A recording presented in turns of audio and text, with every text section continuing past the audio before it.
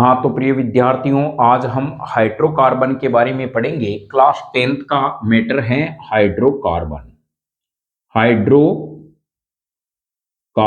चलिए इनके बारे में समझते हैं। हाइड्रोकार्बन क्या है? सबसे पहले परिभाषा। हाइड्रो का मतलब होता है, यहां पर यदि हम देखें तो प्रिय मित्रों, हाइड्रो का मतलब होता है हाइड्रोजन तथा कार्बन का मतलब होता है कार्बन। तो हम कहेंगे वे कार्बनिक यौगिक जिनमें केवल कार्बन और हाइड्रोजन पाया जाता है उन्हें हाइड्रोकार्बन कहते हैं। तो हम क्या, इनकी परिभाषा आप लिख लें। ऐसे कार्बनिक यौगिक, ऐसे कार्बनिक यौगिक, ऐसे कार्बनिक यौगिक जो केवल केवल कार्बन कार्बन व हाइड्रोजन हाइड्रोजन रखते हैं। तो हाइड्रोकार्बन की परिभाषा हो गई कि वे कार्बनिक यौगिक जो केवल हाइड्रोजन और कार्बन रखते हैं उन्हें हाइड्रोकार्बन कहा जाता है। उदाहरण के रूप में यदि हम देखें तो उदाहरण इनका हम कहें तो ए में हम कह सकते हैं एल्केन, बी में एल्कीन होगा, सी में हम कह सकते हैं एल्काइन। ये हमारे कोर्स के अंदर हैं, यानी एल्केन, एल्कीन और एल्काइन। आपको यदि परिभाषा आती है कि हाइड्रोकार्बन किसे कहते हैं तो यह परिभाषा से काम नहीं चलेगा। आप उनकी परिभाषा लिख के उदाहरण को डायरेक्ट कोमा लगा के न लिखें, ए बी सी में विकल्प में लिखें, जिससे एग्जामिनर आपकी कॉपी चेक करे तो उन पर अच्छा प्रभाव पड़े। तो यहां पर समझ गए होंगे एल्केन, एल्कीन और एल्काइन क्या है, हाइड्रोकार्बन है। चलिए अब हम इनके एक एक के बारे में डिस्कस करते हैं। एल्केन, एल्कीन और एल्काइन क्या हैं, इनके बारे में पढ़ते हैं। तो हाइड्रोकार्बन में यदि हम देखें तो सबसे पहले हमारे पास में है एल्केन, फिर जो है एल्कीन है और है एल्काइन। डेफिनेट इनमें वेरी वेरी इंपॉर्टेंट पर्सन किस प्रकार का आएगा उनको भी हम सोल्व करेंगे। देखिए सबसे पहले हम इनका संधि विच्छेद करते हैं। तो इनका संधि विच्छेद हमारे पास में आता है alk plus n. Alk plus n आता है इनका संधि विच्छेद। इनका संधि विच्छेद हमारे पास में आता है एल्क प्लस इन, इन आता है। और इसका संधि विच्छेद यदि हम करें तो एल्क प्लस आइन आता है। बिल्कुल न्यू कंसेप्ट क्लासेस से आप जुड़े हैं तो विज्ञान को रटेंगे नहीं, समझेंगे, और जितना हम समझेंगे तो परीक्षा में हमारे प्रश्न गलत होने की कम संभावना है। तो चलिए इनके बारे में देखते हैं ये है क्या। तो एल्क का मतलब तो होता है प्रिय विद्यार्थियों कार्बन की संख्या, नंबर ऑफ कार्बन, कार्बन की संख्या। अभी हम आगे डिस्कस करेंगे कार्बन की संख्या कितनी होती है तो क्या कहते हैं, एन। अब यहां पर हम इनकी परिभाषा समझ सकते हैं। एक का मतलब होता है जैसे हम कहें कि मेरे पास एक कप है तो आई हैव ए, जैसे हम कह सकते हैं आई हैव ए कप। देखिए मेरे पास एक कप है, अकेला है तो हम एक का प्रयोग करते हैं। तो एक का मतलब होता है यहां पर एकल बंद, एकल बंद। यहां पर समझे एकल बंद इनका होगा अर्थात सिंगल बॉन्ड कहेंगे। अंग्रेजी भी आपको सीखनी है जीरो कंसेप्ट बेस से। जिनको इंग्लिश में डर लगता है, बिल्कुल भी नहीं आती है, तो 15 क्लास आप ज्वाइन कीजिए न्यू कंसेप्ट क्लासेज की। आप अंग्रेजी में भी महारत हासिल कर लेंगे। ये जैसे वर्ड हैं आई हैव ए कप, तो ऐसे वर्ड हैं जो आपके अनसीन पैसेज में आपको हेल्प करेंगे और इंग्लिश की ग्रामर में भी आपको हेल्प करेंगे। एल्किन। अब देखिए यहां पर बात करते हैं इन में कितने आंसर आते हैं, दो। तो यहां एल्क का मतलब तो कार्बन की संख्या ही है, इन का मतलब होता है द्विबंध, द्विबंध अर्थात डबल बॉन्ड। फिर इनको समझने का प्रयास करें। एन का मतलब, एक का मतलब होगा एकल बंध, इन का मतलब दो अक्षर आए हैं डबल बॉन्ड होगा, और आयन का मतलब होगा त्रिबंध, त्रिबंध। इसका मतलब हम कह सकते हैं ट्रिपल बॉन्ड, ट्रिपल बॉन्ड, और हिंदी मीडियम के लिए हम कह सकते हैं त्रिबंध। चलिए इनकी परिभाषा इन्हीं के अनुसार है। ऐसे हाइड्रोकार्बन जिनमें कार्बन कार्बन के मध्य केवल एकल बंध पाया जाता है उन्हें एल्केन कहते हैं। तो आप अपने नोट्स में भी, अभी हम आगे इनके नोट्स बनाएंगे तो आप समझ लें, ऐसे हाइड्रोकार्बन जिनमें कार्बन कार्बन के मध्य केवल एकल बंध पाया जाता है उन्हें एल्केन कहते हैं। एल्कीन क्या है? ऐसे हाइड्रोकार्बन जिनमें कार्बन कार्बन के मध्य केवल द्विबंध पाया जाता है उन्हें एल्कीन कहते हैं। एल्काइन ऐसे हाइड्रोकार्बन जिनमें कार्बन कार्बन के मध्य त्रिबंध पाया जाता है उन्हें एल्काइन कहा जाता है। तो आपको कहे ऐसा कौन सा हाइड्रोकार्बन है जिनमें कार्बन कार्बन के मध्य त्रिबंध पाया जाता है, तो हम कहेंगे, देखिए इनका विभाजन करें तो मात्र संधि विच्छेद में 3 अक्षर वाला यही आता है आयन, इसमें त्रिबंध पाया जाता है। इनमें 2 अक्षर आते हैं तो द्विबंध होगा, और इनमें एन से शुरुआत होती है, एक का मतलब एकल बंध। तो मैं उम्मीद करता हूं इनको आप आसानी से समझ गए होंगे। चलिए अब इनके सामान्य फॉर्मूले समझते हैं क्या होते हैं, फिर हम इनके नोट्स बनाएंगे। पहले आप समझ लें ये प्रोसेस है क्या।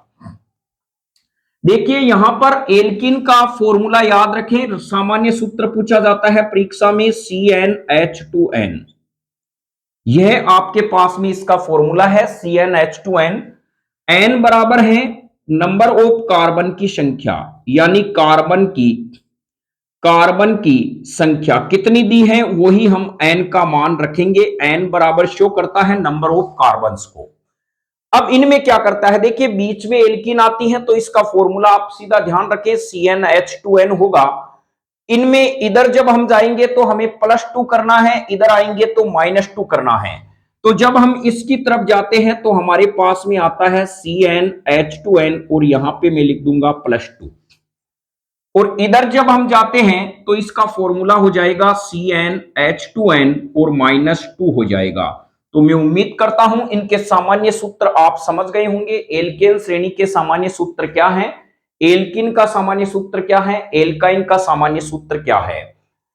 तो सबसे पहले यदि हमें कहे एल्केन और एल्किन में क्या अंतर है, एल्केन में कार्बन कार्बन के मध्य एकल बंध पाया जाता है और इनका सामान्य सूत्र होता है CnH2n+2, और एल्किन में कार्बन कार्बन के मध्य क्या होता है, वे हाइड्रोकार्बन जिनमें कार्बन कार्बन के मध्य द्विबंध पाया जाता है उन्हें एल्किन कहते हैं। इनका सामान्य सूत्र होता है CnH2n। ये इनके अभी हमने 2 डिफरेंस देखे हैं। और एल्काइन में हम जानते हैं इनमें कार्बन कार्बन के मध्य त्रिबंध होगा। इनका सामान्य सूत्र इस प्रकार से होगा CnH2n-2, n बराबर होगी नंबर ऑफ कार्बन यानी कार्बन की संख्या।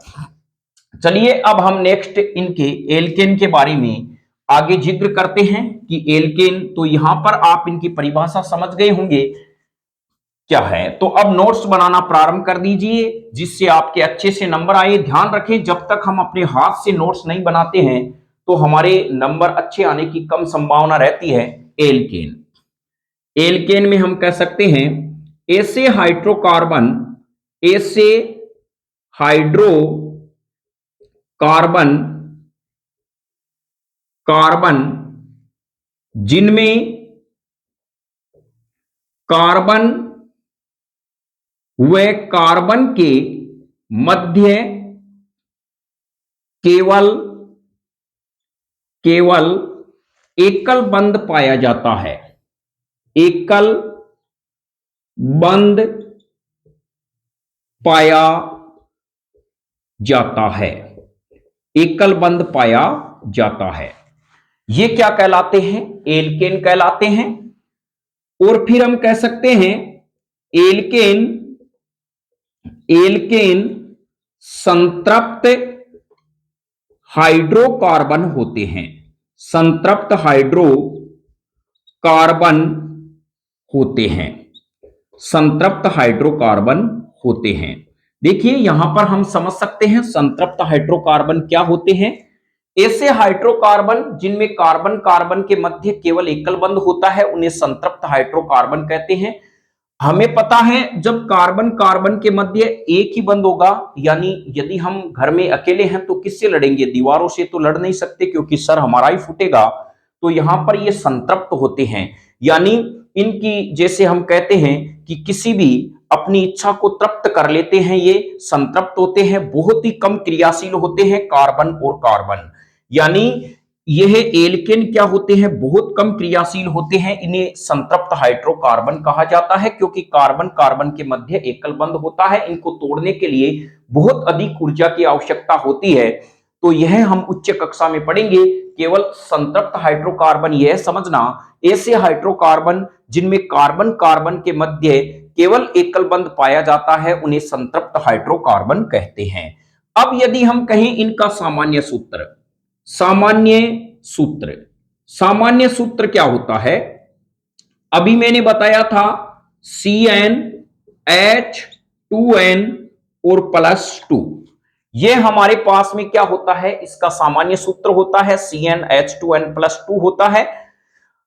n बराबर मेरे पास में है, n बराबर है कार्बन की संख्या, कार्बन की संख्या, n बराबर है कार्बन की संख्या।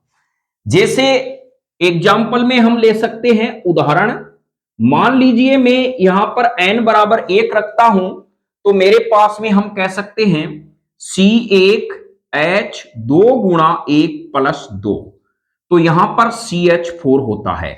तो इसका उदाहरण हमारे पास में ए में हम कहेंगे CH4, इसको हम मेथेन कहेंगे, मेथेन और मीथेन भी कह सकते हैं। और बी हमारे पास में आ जाता है एथेन, C2H6, ये मेरे पास में है एथेन। ध्यान रखें इस प्रकार के एग्जाम्पल आगे चलते जाते हैं। तो एल्केन का यहां प्रश्न यह बनता है, एल्केन का प्रथम सदस्य में कौन है, एल्केन का प्रथम सदस्य मेथेन होता है, प्रथम सदस्य मेथेन है। और यदि हमें यह प्रश्न पूछा जाए परीक्षा में एल्केन के प्रथम सदस्य में कितने कार्बन परमाणु होते हैं, तो एक कार्बन परमाणु होता है इसका प्रथम सदस्य। ये आरबीएससी में पूछा जा चुका है और इस बार भी आने की संभावना है। आपको एग्जाम्पल देगा, आपके पास एक हाइड्रोकार्बन प्रोपेन है, 3 कार्बन वाला प्रोपेन है, उसका प्रथम सदस्य क्या होगा, तो ध्यान रखें प्रथम सदस्य उसका मेथेन होगा। आगे भी हम इनके नाम देखेंगे, भाई मेथेन एथेन प्रोपेन है क्या। तो यह एक बार इसके एग्जाम्पल है, लिखने का तरीका यह होता है। जैसे ही आपके एल्केन आता है तो यहां तक आप इनको छाप के आ जाएं, समझ के आसानी से आपके नंबर भी अच्छे आएंगे। अब चलते हैं हम एल्कीन के बारे में, फिर हम इनकी इलेक्ट्रॉन बिंदु संरचना भी पढ़ेंगे, बहुत ही महत्वपूर्ण है, इस बार दमदार मानी जाती है इलेक्ट्रॉन बिंदु संरचना मेथेन एथेन प्रोपेन की। फिर नेक्स्ट हमारे पास में टॉपिक आता है एल्कीन के बारे में। एल्कीन, एल्कीन, चलिए इनके बारे में आप नाम लिखते ही समझ गए हैं। एल्क प्लस इन, ऐसे हाइड्रोकार्बन, ऐसे हाइड्रोकार्बन जिनमें कार्बन कार्बन कार्बन व कार्बन के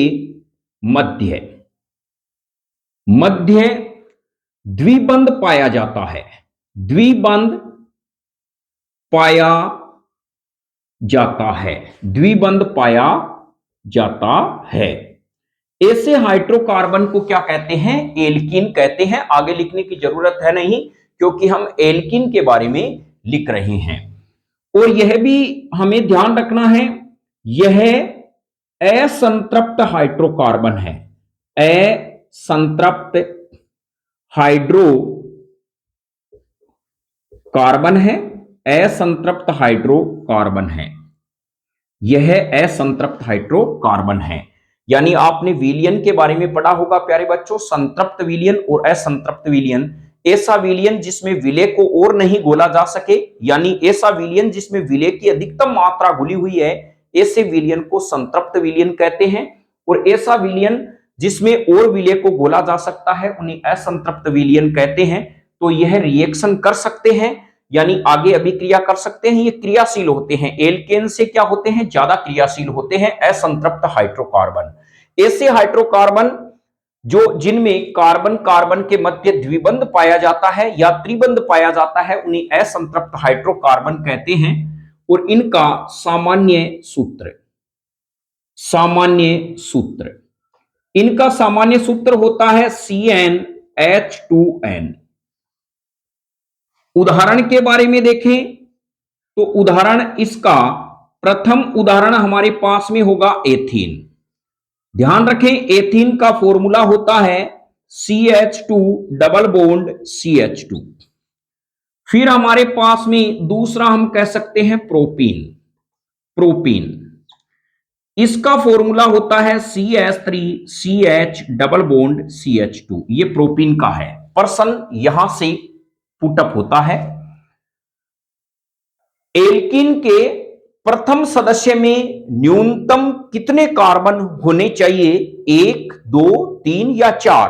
तो इसका प्रथम सदस्य क्या होता है, एथीन होता है। तो प्रथम सदस्य में न्यूनतम कार्बन कितने होते हैं, 2 होते हैं, यह ध्यान रखें। इसमें प्रथम सदस्य में जो हमारे पास में होगा इसमें कितने होंगे, 2 न्यूनतम कार्बन होंगे। इसका प्रथम सदस्य होगा एथीन। इनके बारे में आगे डिस्कस करेंगे। इसका नाम एथीन क्यों है, इसका नाम प्रोपीन क्यों है। चलिए नेक्स्ट हम देखते हैं एल्काइन के बारे में। आज हमारा मकसद था हाइड्रोकार्बन के बारे में पढ़ना, हाइड्रोकार्बन क्या होते हैं। फिर इनका नेक्स्ट जो हमारा नोमेनकल्चर आएगा प्रिय विद्यार्थियों, वो आएगा हाइड्रोकार्बन का IUPAC नामकरण। फिर हमारे पास में आता है एल्काइन।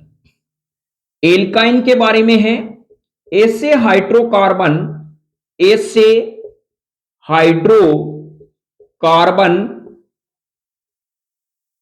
जिनमें कार्बन कार्बन के मध्य कार्बन व कार्बन के मध्य त्रिबंध पाया जाता है। क्या पाया जाता है, त्रिबंध पाया जाता है। त्रिबंध पाया जाता है। यदि हम 10th क्लास का सबसे यदि इजी पार्ट देखें तो यह हमारे पास में कार्बन वाला ही सबसे इजी मैटर है और सबसे सरल पार्ट यही है। तो ऐसे हाइड्रोकार्बन जिनमें कार्बन कार्बन के मध्य त्रिबंध पाया जाता है। और इसकी विशेषता क्या है, यह असंतृप्त हाइड्रोकार्बन है। असंतृप्त हाइड्रोकार्बन है, असंतृप्त हाइड्रोकार्बन है। तो देखिए आपकी परीक्षा में प्रश्न आ जाए असंतृप्त हाइड्रोकार्बन किसे कहते हैं। ऐसे हाइड्रोकार्बन जिनमें कार्बन कार्बन के मध्य द्विबंध या त्रिबंध पाया जाता है उन्हें असंतृप्त हाइड्रोकार्बन कहते हैं। उदाहरण एल्कीन व एल्काइन असंतृप्त हाइड्रोकार्बन के उदाहरण वो होंगे। तो यहां पर इनका जो सामान्य सूत्र है, सामान्य सूत्र में हम बात करें तो इनका सामान्य सूत्र होगा CnH2n-2। यह इसका सामान्य सूत्र होगा। और इसके उदाहरण के बारे में बात करें, उदाहरण में ए हमारे पास में आएगा एथाइन, बी मेरे पास में आ जाता है प्रोपाइन। तो ध्यान रखें एथाइन का formula C triple bond CH होता है, इसका होता है CH3C ट्रिपल बॉन्ड CH, ये प्रोपाइन है। तो एल्काइन के भी प्रथम सदस्य में न्यूनतम 2 कार्बन होते हैं, इसका प्रथम सदस्य एथाइन है। जबकि ध्यान रखें एल्केन के प्रथम सदस्य में न्यूनतम कार्बन 1 होता है, उसका प्रथम सदस्य मेथेन है। तो हाइड्रोकार्बन का जनक किसे कहा जाता है, ध्यान रखना। यानी हम कहें हाइड्रोकार्बन का जनक, हाइड्रोकार्बन